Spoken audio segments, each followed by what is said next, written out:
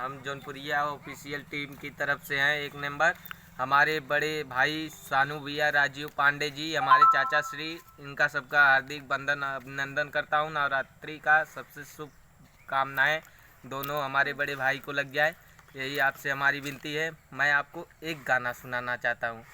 ये गुजरने वाली हवा चली, मेरे दोस्तों को सलाम मेरी, मेरी गाँव जा, मेरी देश जा, मेरे दोस्तों को सलाम मेरी। ओ ओ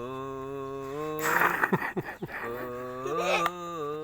सने से आती है, मुझे तड़पाती है।